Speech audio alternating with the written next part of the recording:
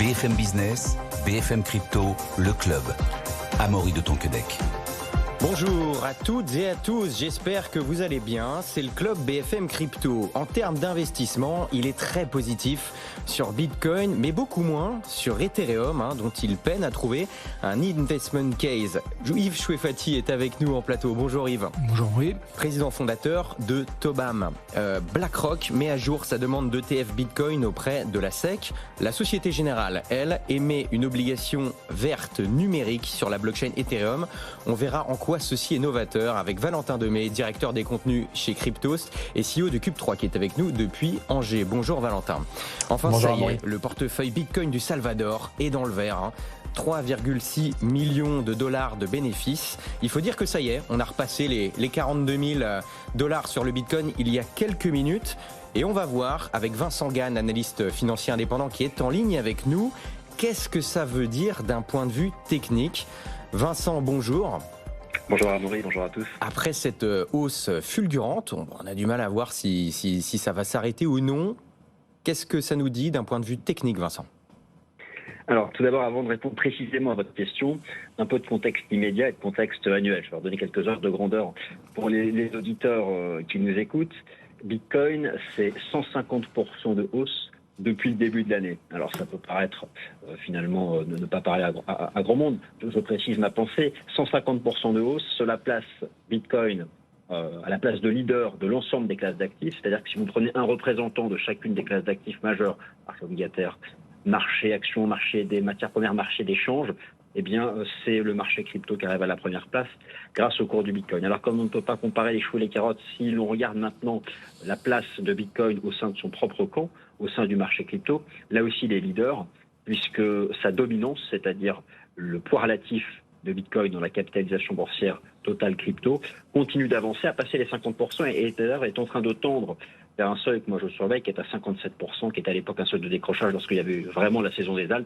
Les altcoins, c'était à partir de mars 2021. Alors, cette double place de leader de Bitcoin, elle se force sur des perspectives fondamentales variées pour 2024, dont vous parlez avec brio sur votre antenne régulièrement. Vous venez d'ailleurs d'en dire un mot sur le sujet des ETF. D'ailleurs, sur ce sujet des ETF, il y a une fenêtre d'opportunité début janvier que tout le monde attend. C'est peut-être d'ailleurs un risque, puisque il y a une probabilité implicite qui dépasse 90% que le premier ETF Bitcoin Spot soit validé en janvier. Alors, je vous laisse imaginer ce qui se passera si c'est pas le cas. Mais bref, moi je reviens à votre question. Les considérations techniques. Le marché a progressé de manière quasiment verticale depuis fin octobre, lorsqu'il a rebondi sur le support technique des 25 000 dollars et il vient de rejoindre 42 000 dollars. Alors, d'un point de vue de chartiste, il faut imaginer les graphiques. C'est une résistance technique extrême. Même un leader a besoin de respirer. Si vous prenez toute la hausse du cours du Bitcoin, qui en fait a commencé à l'automne 2022, dans le sillage de la faillite de FTX à l'époque, toute cette phase de hausse a été bien construite. Impulsion, phase de pause, impulsion, phase de pause. Il n'y a pas eu de pause depuis beaucoup trop longtemps. Moi, j'appelle à une phase de pause. Je pense qu'elle pourrait avoir lieu entre 36 000 et 42 000 dollars. Si le marché dépasse 42 000 dollars sans pause, il se mettra à ce moment-là en risque derrière une correction un peu plus profonde. Donc voilà, retenez ça, 42 000 dollars. C'est un chiffre important sur le plan technique. C'est 50% de retracement de tout le marché baissier de 2022 lorsque vous utilisez une échelle de représentation arithmétique. Eh bien, c'était l'appel du général Vincent Gann, l'appel à la pause. On verra ce qui se passe pour la suite. Merci beaucoup, Vincent, d'avoir été avec nous. Bonne journée, bonne soirée. Analyste financier indépendant. Tout de suite, on va s'intéresser au portefeuille Bitcoin du Salvador, qui repasse au vert. Il faut dire quand même 3,6 millions de dollars de plus-value. Il faut dire que c'est le premier pays à avoir adopté le Bitcoin en tant que modèle légal. Valentin, qui est avec nous depuis Angers. Nayib Bukele, donc le président du Salvador, avait raison. En tout cas, pour l'instant, ces événements lui donnent raison. En tout cas, effectivement, il demande à ce que tous les articles de presse un petit peu méchants, voire très méchants, qui sont sortis ces dernières années, disant que c'était un pari disproportionné, disant que c'était un pari voué à l'échec, disant que c'était un pari fou, s'excusent et viennent effectivement faire la suite de l'histoire et effectivement expliquer que désormais le pari du Salvador est en positif de 3,6 millions de dollars. C'est ce que nous a effectivement dit son président, le président Nayib Bukele, sur Twitter il y a quelques jours. Il a dit, je cite, « Les investissements en Bitcoin du Salvador sont positifs après des milliers d'articles et de reportages qui ont utilisé de pertes supposées. Nos calculettes sont à jour et nous faisons un profit de 6,62 millions de dollars à ce jour, ce qui porte l'entièreté au moment du tweet de Nayib Bukele, l'entièreté de la position du Salvador à 130 millions de dollars en Bitcoin, ce qui est assez impressionnant. Ça rappelle un petit peu le pari qu'a pu faire MicroStrategy, ou que fait d'ailleurs toujours MicroStrategy en achetant beaucoup de Bitcoin avec sa trésorerie. On le sait, effectivement, le Salvador a fait de Bitcoin sa monnaie légale, mais a aussi fait ce qu'on conseille beaucoup dans la finance en général, qui est le côté DCA, acheter progressivement des Bitcoins sur le marché et non pas en un seul coup. Ce DCA avait commencé par définition avec le listing, ou en tout cas l'autorisation, le côté, comme on disait à l'instant, Bitcoin monnaie légale au Salvador, donc en septembre 2021, aux alentours de 51 000 dollars. Ils ont continué d'en acheter durant toute la baisse, et donc par définition, aujourd'hui, aux alentours de 42 000 dollars, le Salvador est positif, et il semblerait que ce choix ait davantage de positivité que de négativité, que ce soit sur l'attractivité du pays, nous dit-il, ou sur les comptes en banque du pays. Effectivement, le Salvador a tenu bon et a continué d'acheter, et on a recompté avec Yves juste avant cette émission. Il détiendrait pour l'instant 2546 bitcoins. Et quant à elle, MicroStrategy avec Michael Saylor, c'est 174 530 bitcoins. Yves, qu'est-ce que ça nous dit, tous ces États ou ces entreprises qui ont accumulé du bitcoin et qui repassent dans le vert? Est-ce que ça pourrait en encourager d'autres à le faire? C'est clairement une question à se poser, hein, quand on a de la trésorerie et qu'on a accumulé de la valeur. Si on veut transporter cette valeur dans le temps, ce qui est clair, c'est qu'il vaut mieux ne pas acheter de la fiat. Hein, donc la vraie vocation du Bitcoin, hein, c'est effectivement le stockage de la valeur et son transfert dans le temps. On compare souvent le Bitcoin à l'or. Moi, je préfère comparer le Bitcoin à un Picasso, hein, à des tableaux de Picasso. Hein. Il y a véritablement une quantité limitée, alors que l'or est en quantité complètement infinie dans l'univers. Il y a une quantité d'or infinie dans l'univers. Aujourd'hui, on a miné 0,0000006% de l'or présent sur Terre, donc il y a énormément d'or sur la planète Terre. Des bitcoins, il n'y aura jamais plus de 21 millions. C'est un peu comme les Picasso. Et si vous voulez stocker de la valeur et faire en sorte que cette valeur, elle reste dans vos coffres dans 1 an, dans 5 ans ou dans 15 ans, il faut stocker quelque chose qui est rare. Un Picasso ou un bitcoin fait l'affaire. Oui, on parle souvent d'une sorte de match entre guillemets entre Bitcoin et Ethereum que certains opposent, alors qu'en réalité ils n'ont pas vraiment les mêmes fonctions. Et vous, Yves, vous voulez nous parler aujourd'hui justement de l'investment case d'Ethereum que vous avez du mal à trouver. Tobam en 2016 a fait une étude sur le Bitcoin où là pour le coup c'était très carré, vous y aviez vraiment confiance. Pour l'Ethereum, c'est pas la même chose, vous avez plus de mal à trouver, vous êtes moins confiant. On parle d'investissement là, attention, on ne parle pas de cas d'usage, on parle d'investissement. Tout à fait. C'est en 2016 effectivement qu'on a commencé, en 2013 on a commencé à s'intéresser au Bitcoin. En 2016 j'ai donné une mission à l'équipe de recherche crypto de Tobam, je leur ai dit écrivez-moi la thèse d'investissement de Bitcoin. Puis quelques mois plus tard on a écrit une thèse de 90 pages qui effectivement est d'assez bonne tenue et explique en fait quelle serait la raison rationnelle à accumuler du Bitcoin. C'est le livre blanc de Tobam. Voilà. Quelques années plus tard, on a écrit une thèse d'investissement sur la DeFi. Et ça fait longtemps qu'on essaye d'écrire une thèse d'investissement sur l'Ether. Hein, une thèse d'investissement sur l'Ether, effectivement, comme vous le disiez, il ne s'agit pas d'un avis de technicien. Hein, il ne s'agit pas d'un cas d'usage. Il s'agit de savoir dans quel cas acheter de l'Ether sur le très long terme, ça rémunère le risque qu'on a pris. Voilà, pourquoi est-ce que ça se valoriserait potentiellement? C'est ça. Voilà, et pour vous, ça, hein, donc, le Bitcoin a plus de raisons de se valoriser que l'Ethereum. Donc les thèses d'investissement sont assez différentes. Hein, effectivement, les rôles, ce qu'est le Bitcoin est quelque chose de très différent de l'Ether. Et nous, ce qui nous apparaît, c'est que les conditions nécessaires à une juste rémunération du prix de la part de l'Ether sont des conditions extrêmement improbables. En gros, il faudrait qu'on se rapproche d'un nombre de transactions sur l'Ether équivalent au nombre de transactions qu'il y a sur Visa pour envisager sur le long terme une rémunération du risque qui soit fair sur l'Ether. Ça, c'est la thèse d'investissement centrale. Quand on fait une thèse d'investissement, on écrit toujours des scénarios adverses. On essaie d'imaginer quels sont les scénarios contraires. Et en fait, le scénario contraire de l'Ether, c'est lui trouver des concurrents. C'est intéressant parce qu'en fait, donc pour vous, pour résumer, Bitcoin serait un peu une matière première, mais plus qu'une matière première du coup de l'or numérique. Mais vous l'aviez dit tout à l'heure, mieux construit que l'or parce que quantité limitée, mieux construit qu'un Picasso parce qu'il n'y a pas besoin de l'authentifier. Mais Ethereum, ça se rapprocherait plus du fonctionnement d'une entreprise classique. Et une entreprise classique, elle peut avoir des concurrentes, alors que Bitcoin, pour l'instant, n'en a pas. Tout à fait. Le Bitcoin, c'est par nature quelque chose qui est très inerte. C'est quelque chose qui a vocation au moins à être inerte. C'est quelque chose sur lequel on peut rajouter des infrastructures, mais elle-même, l'infrastructure Bitcoin a vocation à être inerte, alors que l'Ether, dans toute sa vie, a démontré son dynamisme, a démontré qu'elle a besoin d'une gouvernance qui va prendre des décisions. On est passé d'un Ether inflationniste à un Ether déflationniste, on est passé d'un Ether proof of work à un Ether proof of stake. Donc c'est véritablement un corps qui est vivant et qui doit évoluer sans arrêt. Et dès lors que vous avez ce genre de corps, on appelle ça une entreprise. Et une entreprise, elle a des concurrents.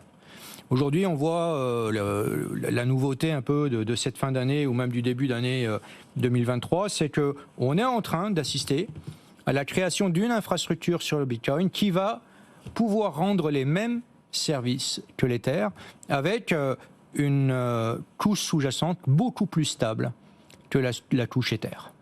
Donc effectivement, ça renforce notre, si vous voulez, scepticisme sur la thèse d'investissement de l'Ether. Et ça fait naître un environnement conjoncturel encore plus puissant pour le Bitcoin. Parce que l'environnement très favorable au Bitcoin aujourd'hui, c'est quoi? C'est la fin de la hausse des taux. Ça, c'est le méga événement, si vous voulez. C'est l'approche de l'ETF. C'est l'approche du halving. Mais il y a quelque chose qu'on n'a pas encore bien, si vous voulez, identifié. C'est qu'effectivement, cette perte de dynamisme, d'attractivité de l'Ether va sans doute causer des arbitrages de l'Ether vers leur Bitcoin. Au début de l'année, il fallait 14 Ethers pour acheter un Bitcoin. Aujourd'hui, il en faut 19. Et si vous voulez, il y a un très gros réservoir de valeur dans l'Ether qui pourrait alimenter le bull run du Bitcoin. Bon, à vous entendre, les gens devraient vendre leur Ether pour acheter du Bitcoin et selon vous, ce serait plus safe, entre guillemets, plus... Disons que c'est un scénario qui me paraît tout à fait jouable, oui. C'est un point de vue. Valentin Demey, je crois que vous êtes allé il y a quelques jours à l'école, vous êtes retourné à l'école et vous êtes allé voir la jeune génération. De quoi vous leur avez parlé? Vous leur avez parlé de Web3. Est-ce que vous leur avez parlé, expliqué un peu la différence entre Bitcoin et Ethereum? Effectivement, c'est assez amusant ce que dit Yves, j'écoutais très attentivement parce que c'est vrai qu'il y a eu beaucoup de recherches d'Ethereum Killer pendant des années, là où Bitcoin Killer, on entendait beaucoup moins parler. On cherchait le prochain Bitcoin, mais c'était un point de vue de l'investissement parce qu'on beaucoup imaginait que effectivement une monnaie qui fait 0,001 centime, s'il y avait un euro, on sera plus riche que Bitcoin à 100 000, alors qu'encore une fois, on parle de capitalisation et pas d'une monnaie unique. Donc Bitcoin n'a été vu par son prisme un petit peu ancien que par ceux qui ont essayé de fork Bitcoin eux-mêmes, avec des Bitcoin Cash et ainsi de suite. Mais c'est vrai qu'on n'a pas entendu beaucoup de Bitcoin Killer, alors qu'Ethereum Killer, il y en a eu au cycle précédent, on n'a entendu que ça. Bon, ça a plus ou moins pas marché parce que Bitcoin reste Ethereum reste la deuxième crypto-monnaie la plus capitalisée du marché et c'est pas un Ethereum Killer qui a pris sa place. Mais c'est vrai qu'il y a dans tous les cas, sur ces cycles-là, et Yves les connaît depuis plus longtemps que moi, des rebalancing entre Bitcoin surperform, après ça part un peu dans les altes et tout, mais que par définition, c'est un peu plus dans Bitcoin en ce moment. Et c'est vrai que le rôle de l'éducation, vous en parliez, et tout à l'heure, on n'en a pas touché un mot, mais sur le Salvador, c'est pas qu'un pari financier, c'est aussi un pari sociétal, parce que le Salvador fait beaucoup d'éducation. On a un Français d'ailleurs qui travaille avec dans ces instances-là auprès du public salvadorien, qui s'appelle Roxy, qui fait un travail exceptionnel, qu'on a fait beaucoup en France et qui désormais le fait en dehors de nos frontières et un peu au Salvador.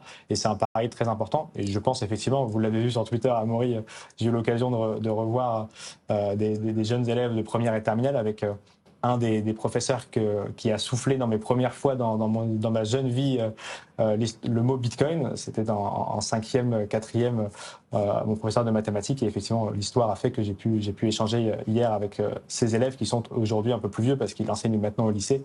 Mais c'était très amusant. Beaucoup connaissent Bitcoin. Ceux qui connaissent Bitcoin connaissent Ethereum, mais c'est vrai qu'ils perçoivent d'abord plus facilement la promesse de valeur de Bitcoin, par définition avec son côté 21 millions, mais qui comprennent plus les usages, et que les usages, ils le voient plus sur Ethereum, avec la finance décentralisée, avec les métavers et ainsi de suite. Et c'est d'ailleurs la même valeur que voit la Société Générale avec son très récent pari. Ça, c'était pour vous aider à faire la transition, mon cher Amaury. Ah, bien sûr. On peut, voilà, j'allais parler des ETF, mais du coup, continuons sur la Société Générale. Valentin, on a appris que la Société Générale a émise une obligation verte numérique sur la blockchain Ethereum. Pourquoi c'est réellement novateur et quel est leur intérêt? Est-ce qu'il y a un intérêt technique réel à faire ça pour la Société Générale?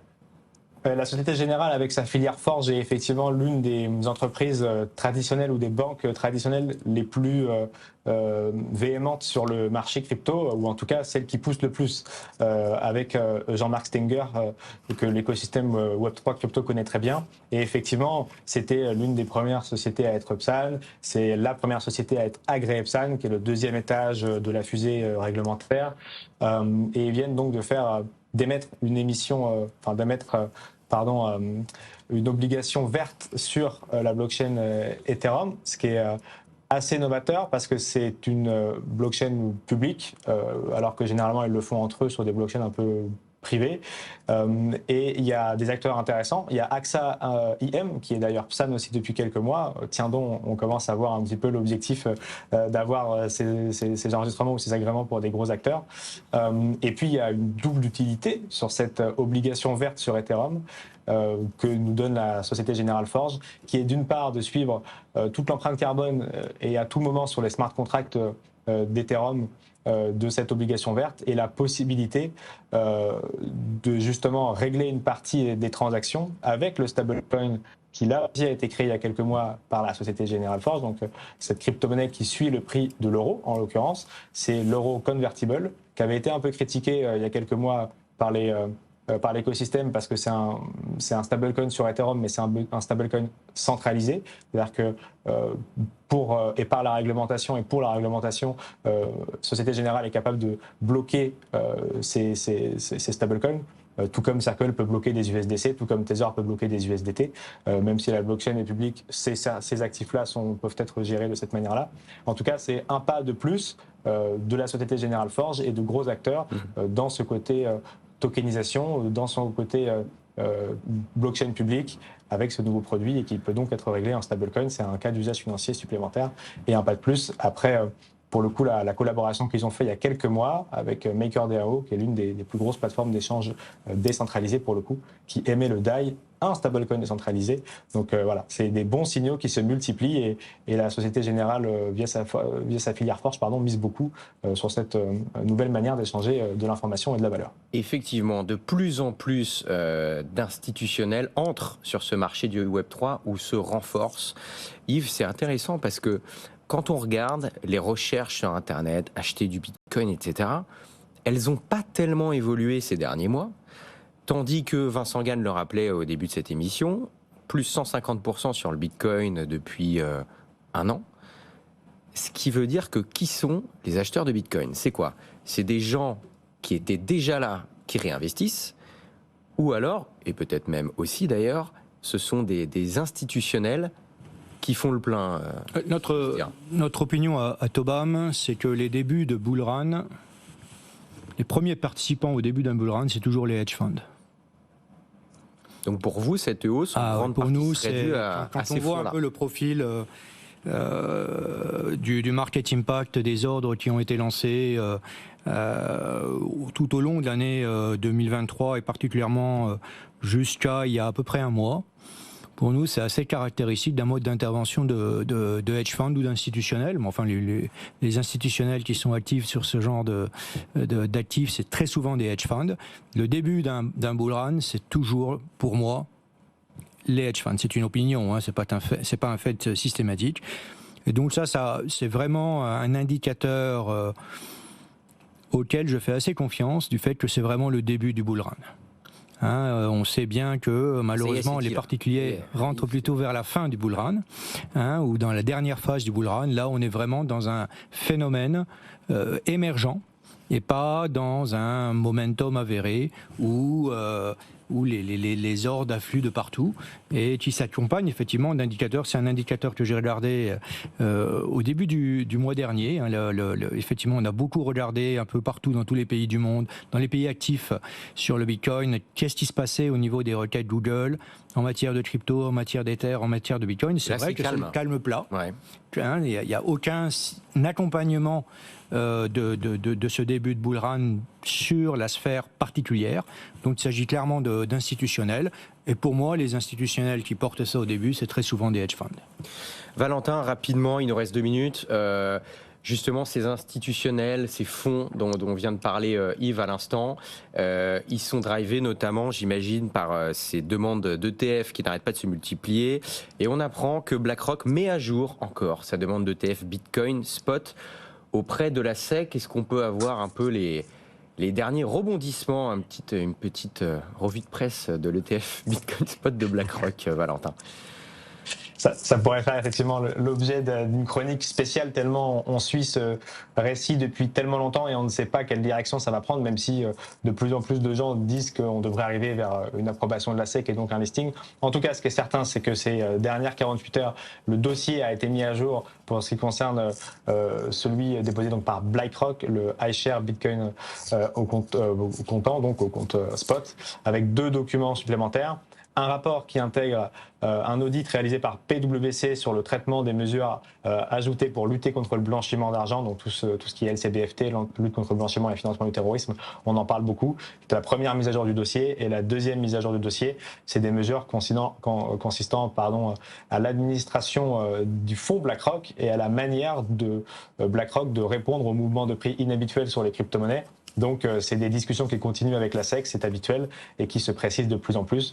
Tout le monde attend le 10 janvier, ça a l'air de tourner autour de cette date-là, ce fameux verdict. Sera-t-il repoussé? Sera-t-elle enfin cette vraie date où on aura le verdict? On ne sait trop pas, mais en tout cas, les discussions avancent dans le bon sens pour avoir ce genre de documents mis à jour. Yves, il nous reste quelques secondes. Est-ce que vous avez un dernier mot à ajouter par rapport à ces ETF qui se font attendre? Ça avance, mais... D'ailleurs, c'est intéressant dans le cas où l'ETF Bitcoin Spot ne serait pas approuvé, en tout cas dans un premier temps. Est-ce que vous pensez, sachant que la hausse, selon vous, a été portée par des institutionnels, a priori, le prix devrait se maintenir un petit peu, non? Ou il y aurait peut-être moins de panique que si c'est sur le Bitcoin, je parle. Suite au lancement, si l'ETF est lancé? Alors, dans le cas où l'ETF ne serait pas accepté dans un premier temps. Pourquoi l'ETF, c'est un véritable enjeu? C'est parce qu'aujourd'hui, pour beaucoup d'acteurs, pour beaucoup d'investisseurs, c'est extrêmement difficile de se sensibiliser au Bitcoin, d'acheter du Bitcoin. Quand on est un particulier, c'est pas si difficile que ça, c'est un peu compliqué, mais à part la difficulté technique, légalement, c'est facile, effectivement, de posséder des Bitcoins. Quand on est un institutionnel, c'est beaucoup plus compliqué. Est-ce que c'est plus compliqué de le vendre, du coup, aussi? Ou pas forcément? C'est à peu près équivalent. Une fois qu'on en a, on peut le vendre, effectivement. Aujourd'hui, les moyens de posséder du Bitcoin, il y en a 3. Soit vous achetez directement du Bitcoin, soit vous achetez des valeurs cotées qui ne sont pas des ETF, mais qui sont quand même sensibles au Bitcoin. Vous avez parlé de MicroStrategy, par exemple. Il y a plein de sociétés qui sont, entre guillemets, des ETF Bitcoin déjà. Sont des proxys, si vous voulez, sont des proxys cotés du Bitcoin. Et la troisième média, c'est des fonds d'investissement. Il y a des fonds d'investissement qui ne sont pas des ETF, en particulier en Europe, au Canada. Il y en a quelques-uns en France, il y en a en Allemagne, il y en a en Suisse, et il y en a au Canada. Mais le plus gros marché du monde, c'est de très loin le marché américain. Et aujourd'hui, aux États-Unis, il n'y a pas de fonds cotés qui répliquent exactement la valeur du Bitcoin. Il y a Grayscale, qui est un fonds fermé, qui a demandé sa transformation en ETF. Donc pour vous, l'arrivée de l'ETF... Ah oui, c'est un game changer. C'est un game changer. Ça va ouvrir la porte à plein de possibilités d'investisseurs nouveaux. Et on va suivre ça à la fin de cette année ou tout début 2024 avec la plus grande attention. Merci beaucoup Yves Chouefati d'avoir été avec nous en plateau, président fondateur de Tobam, Valentin Demey avec nous depuis Angers, CEO de Cube3 et directeur des contenus chez Cryptos. Merci d'avoir été avec nous, bonne journée, bonne soirée, à demain 15h. BFM Business, BFM Crypto, le club.